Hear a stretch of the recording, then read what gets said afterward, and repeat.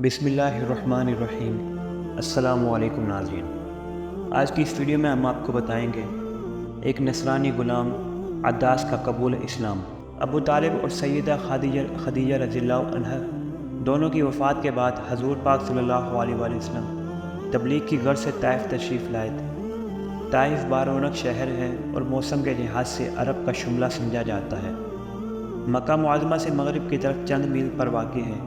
یہاں حضور پاک صلی اللہ علیہ وآلہ وسلم کو ایسے لوگوں سے سابقہ پڑا جو ظلم و سرکشی میں مکہ والوں سے آگے تھے۔ طائف کے بڑے بڑے چودھریوں نے شہر کے اچکوں کو ہیشکا دیا، جنہوں نے حضور پاک صلی اللہ علیہ وآلہ وسلم پر پتھراؤ کر کے لاہو لہان کر دیا، اور حضور پاک صلی اللہ علیہ وآلہ وسلم گھبرا کر انگور کی بیلیوں کے سائے میں بیٹھ گئے۔ قریش مکہ بڑے چودھری ربیعہ کی ذمہ داری طائف میں تھی۔ ربیعہ کے دونوں بیٹے شیبہ اور عقبہ یہاں آئے تھے۔ رسول اللہ صلی اللہ علیہ وآلہ وسلم کو اس حال میں دیکھ کر انہیں ترس آ گیا، اور اپنے عیسائی غلام عداس کے ذریعے پلیٹ میں انگور کے خوشے رکھ دیے۔ حضور پاک صلی اللہ علیہ وآلہ وسلم نے بسم اللہ پڑھ کر تنازل فرمانا شروع کر دیا۔ بسم اللہ پر عداس کی تعجب کی کوئی حد نہ رہی۔ عرض کیا، اے صاحب، اس بستی کے رہنے والے تو یہ کلمہ نہیں پڑھتے، خدارا مجھے بھی اس کی حقیقت بتائیں۔ رسول اللہ صلی اللہ علیہ وسلم نے پوچھا، تمہارا وطن کہاں ہے اور مذہب کیا ہے؟ عداس نے جواب دیا، میرا وطن نینوا ہے اور میرا مذہب نصرانی ہے۔ رسول اللہ صلی اللہ علیہ وسلم نے فرمایا، وہی نینوا جہاں ایک مرد صالح یونس بن متیٰ پیدا ہوئے۔ یونس بن متیٰ بھی اللہ کے رسول تھے۔ عداس نے حیرانی سے پوچھا، یونس بن متیٰ کو آپ نے کیسے جانا؟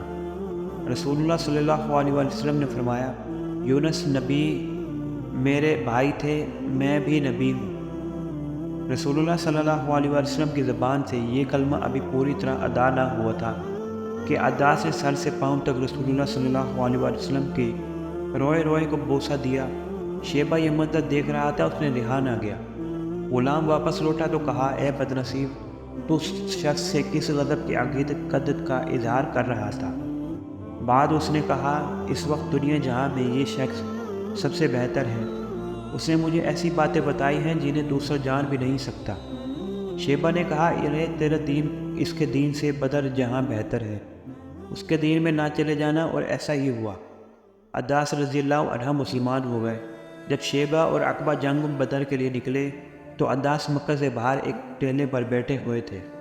شیبہ اور عقبہ ادھر سے گزرے تو حضرت عداس نے روک کر کہا، وہ شخص واقعی رسول ہے، آپ کا آگے قدم اٹھانا خود کو مقتل میں لے جاتا ہے، مگر یہ اور کعبہ کی تقدیر میں اپنے سرغنہ ابو جہل سے ہم بغل ہو کر بدر کے اندھے کنویں کی نجس موت درج تھی، اور عداس اس کے مقدر میں بدر کی شہادت کا عروج، اور ایسا ہی ہوا۔